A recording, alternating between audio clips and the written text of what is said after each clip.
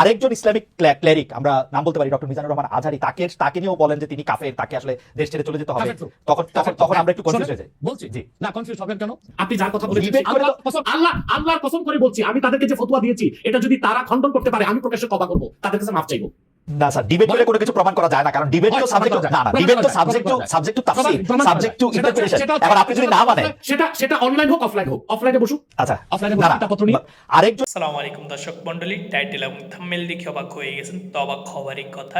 এবার এনায়েতুল্লাহ আব্বাসী ডক্টর মিজানুর রহমান আজহারিকে কাফের ফতোয়া দিল। কেন তাকে কাফের ফতোয়া দিল আজকে আপনাদেরকে প্রমাণ সহকারে সেই ভিডিও ফুটেজটি দেখাবো। তো দর্শক মণ্ডলী, আজকে ভিডিওটি খুবই ইন্টারেস্টিং হতে যাচ্ছে। আপনারা সকলে আটোসাটো করে বসে যান, আর ভিডিওটি বেশি বেশি শেয়ার করে দিবেন যাতে সবাই দেখতে পারে। তো দর্শক মণ্ডলী, আমি আর কথা বাড়াতে চাই না, আমরা এনায়েতুল্লাহ আব্বাসীর ভিডিওটা দেখে আসি, এরপরে আপনাদের মূল্যবান মতামত কমেন্ট বক্সে জানাবেন। আরেকজন ইসলামিক ক্লেরিক, আমরা নাম বলতে পারি ডক্টর মিজানুর রহমান আজহারি, তাকে নিয়েও বলেন যে তিনি কাফের, তাকে আসলে দেশ ছেড়ে চলে যেতে হবে। তখন আমরা একটু কনফিউজ হয়ে যাই। বলছি জি না, কনফিউজ হবেন কেন? আপনি যার কথা বলেছেন ডিবেট করে তো আল্লাহর কসম করে বলছি, আমি তাদেরকে যে ফতোয়া দিয়েছি এটা যদি তারা খণ্ডন করতে পারে আমি প্রকাশ্যে তওবা করব, তাদের কাছে মাফ চাইবো। না স্যার, ডিবেট করে কোনো কিছু প্রমাণ করা যায় না, কারণ ডিবেট তো সাবজেক্ট না, ডিবেট তো subject to Tafsir, subject to interpretation. এখন আপনি যদি না মানেন, সেটা অনলাইন হোক অফলাইন হোক, অফলাইনে বসুক, আচ্ছা অফলাইনে বসুক, একটা পত্র নিয়ে। আরেকজন ইসলামিক ক্লেরিক, আমরা নাম বলতে পারি ডক্টর মিজানুর রহমান আজহারি, তাকে নিয়েও বলেন যে তিনি কাফের, তাকে আসলে দেশ ছেড়ে চলে যেতে হবে। তখন আমরা একটু কনফিউজ হয়ে যাই। বলছি জি না, কনফিউজ হবেন কেন? আপনি যার কথা বলেছেন সে কি বলেছিল আপনি দেখেছেন তার বক্তব্যগুলো? আমি দেখেছি, কিন্তু শোনেন কথা শোনেন। জি। তাকে বলুন সে তো আমার ছাত্র, তাকে জিজ্ঞেস করুন।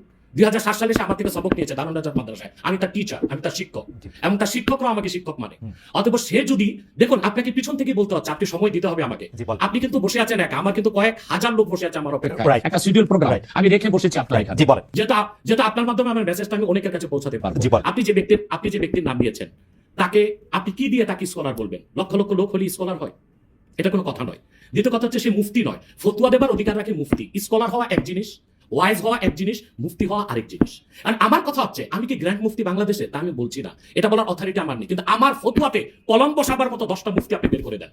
এখন অন্য মুফতিরা বলছে না কেন, সেটা একটা সাহসিকতার বিষয় আছে, সেটা আরো কোনো তাদের প্রতিবন্ধকতা থাকতে পারে। যেমন আপনি দেখেছেন আওয়ামী শাসনের সময় দেশের অনেক বড় বড় আলেম শেখ হাসিনা দালালি করেছে, তো তারা কি এমন কোনো ফতোয়া দিবে যে সরকার বেকায়দায় পড়ে? এখন অনেক আলেম আছে যেটা বর্তমান সরকারের নির্লজ্জ সমর্থন করে যাচ্ছে, কিন্তু এই সরকার ক্ষমতা আসার পর থেকে আমি শরিয়াত কোরআন সুন্নাহর আলোকে যতটুকু সমালোচনা করা দরকার গঠনমূলক সমালোচনা করে যাচ্ছি। আর আমাদের মতো 2-4-10 জন যারা মিডিয়াতে আছে তারাই কিন্তু দেশের আলেম না, হাজার হাজার আলেম ওলামা পীর মাশায়েখ নীরবে নিভৃতে নির্জনে ইসলামের খেদমত করে যাচ্ছে, তাদের মতামতটাও দেখতে হবে।